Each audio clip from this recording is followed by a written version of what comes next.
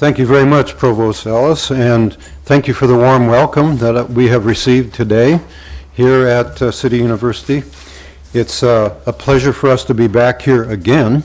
We have visited City U, I think, 2 times before, and know Professor Wei Kuo quite well. In fact, Wei was at Tennessee when I hired him to be the Dean of Engineering, and he did a phenomenal job as Dean of Engineering. You can imagine it. And reached way beyond engineering. And so his influence was felt throughout the university. I'm proud to be here, grateful to be here, and I've watched City University's great progress over these 30 years. For a young institution, really very impressive. So it is a privilege indeed to be here. While Wei was working with me and I with him at Tennessee, we launched an initiative which was mandated actually by the Southern Schools for accreditation. And it was called Ready for the World. And the intention of that 10-year program was to, in fact, prepare our undergraduates, particularly, for life in this complex new century. And it has gone well. And I'm pleased to say that Professor Kuo was one of the most ardent deans in working for this initiative. So I'm glad to see what you're doing here at City U and indeed all of the Hong Kong schools. Let me give you a brief rendition of who I am in order to set a little bit of context for this talk. And I'm going to take you back into my personal history a little bit, if you'll forgive me for doing that, and talk about my mother and father just for a moment. My mother graduated from a small high school in North Dakota, which is on the cold northern plains in the United States. And when she graduated from that high school in 1927, she was a valedictorian. I did not know that until she passed on, and that was some years ago. But when we siblings gathered to go through Mom's trunk, her private trunk, where she kept all of her wonderful memories, none of us had seen it. We opened it together, and we found in that trunk my mother's valedictorian address at this small high school. And so I looked at it very carefully, with interest. And what would she talk about in 1927? She said, we must have world peace. And then she cited the Kuomintang Revolution and the Northern Expedition in China, where Chiang Kai-shek and the nationalist troops drove north to reunify China, at least partially. She talked about that as a drive perhaps for peace. Unfortunately, she was wrong, but at least it was something she was aware of. Then she talked about the Kellogg-Briand Pact, which would come to fruition a year or 2 later. That was the Renunciation of War Pact. Again, the search for peace.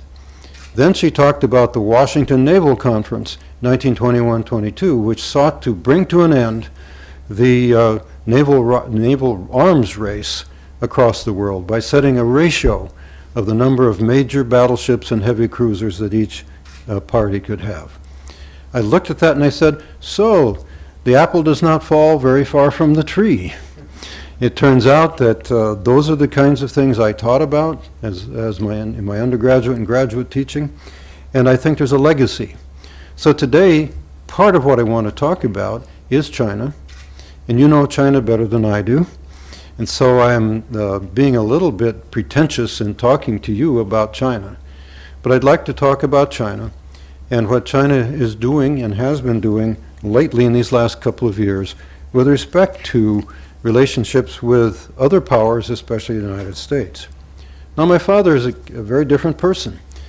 He was much older than my mother, and he died when I had barely turned 18. But he was a veteran of World War I. And so lately I've been trying to fathom who was this man. Many of you would maybe ask the same questions about your fathers. And it was not clear to me who he was because I never saw him as an adult, as my being an adult. So a few years ago I began to dig into World War I and into his order of battle. I found that he spent 20 months in France. He fought in all the major battles in 1918, which turned the tide against the German armies there and brought that war to an end. And then he served in the occupation forces along the German frontier. I couldn't figure out much about my dad. One thing I knew, though, was that he hated war, and he would have nothing to do with Veterans Day celebrations. He would not, because he worried that it was a celebration of manly virtue and military virtue. So my wife and I, Monica and I, toured these World War I battlefields a few years ago in France. We walked the land where he walked. And these were awful, awful battlefields. Reinforced in me the notion that we should avoid war if we at all costs can do that. And so this leads to the topic, and leads to what I did with my career in talking and thinking about war, and talking and thinking about how we overcome it. So, the topic is Echoes of 1914, Does History Rhyme? Scholars and pundits, over the last year, knowing this was the centennial of the outbreak of World War I, have noted some interesting areas of comparability between 1914 and 2014, a century apart. Now, 1914 is a century apart from us. It's a long ways away, and it seems strange perhaps to you that we should look back at 1914 for lessons of history. 1914 was indeed a different world.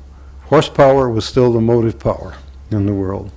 However, it was giving way to the internal combustion engine. Airplanes were beginning to be seen. And so there's similarities to 2014. Let me tick those off. Communications. If there's anything that characterizes our day, it is the rapid new communications technology that we are implementing. I should say it's implementing us. We have no choice but to do this. In 1914, the new communication technologies were also there with telephones, with telegraph, with the big new canals that had been dug at the Suez in the 1860s, the Kiel Canal just finished, linking the Baltic with the North Sea, new communication technologies of all sorts, not to mention railroads. Another comparability is terrorism. Terrorism brought on World War I when Archduke Franz Ferdinand of Austria-Hungary was assassinated in the months right before the outbreak of war. Terrorism is something that plagues us today. There's a clash of rising and declining powers. And in 1914, the rising power was Germany. The declining power we now know in retrospect was Great Britain. Now, what do we have in 2014? We have a rising power, a very potent rising power in China, and we have a declining power, at least relatively, and that's the United States. So there are these interesting echoes of the past, and I call that rhyming with the past. It's not as if we are looking at a repetition of the past in 2014, but what I want to do today is look at the rhymes with 1914 and see if we can learn anything about how we should behave in this difficult and challenging time. Now, focus will be on China and the United States, but along the way I want to talk about 1914 in some detail and how that relates to 2014. Am I making sense so far? I hope so. Let me say one word about the study of history. Most historians would shudder at what I'm doing here today. They don't like the notion of drawing parallels to the past and trying to figure out the present and the future. However, so I will say to my colleagues, clearly history does not provide us a clear blueprint for where the future is going. It's too complex, it's filled with ebbs and flows, and history is subject also to ideological and political manipulations. It's misused in many ways, and I'll be referring to that. But if we look carefully enough at these analogies between these 2 years, I think we might be able to avoid what Barbara Tuchman once characterized as the March of Folly. That is, public officials, presidents, emperors, abusing history for their own ends and then leading their countries into disaster. So I think it's important that we look at these 2 years. It's an intriguing intellectual exercise, but I think it has very practical elements as well. Let's see. Now, I wanted to say a word about Wakewo, my good colleague and friend. And so some years ago, I think this was probably 2006, we made a trip to China. He and I went to China several times, working with international agreements. And there he is. You'll see him. And you'll see me hiding in the background and Monica in the foreground where she should be. And this is on the Great Wall, obviously. And so we were involved with Sichuan University at that time, and also Shanghai University. So I thought I would, he's not here. I was going to make fun of him. I shall not do that. Whoops, wrong way. Now, we recognized one another as administrators, and I could chide the provost, I suppose, by saying, we're all humble, are we not? And we are all humble. So this is in Suzhou, and it is the Humble Administrator's Garden. And so here was Professor Kuo and me shaking hands as humble administrators, whether or not we really were.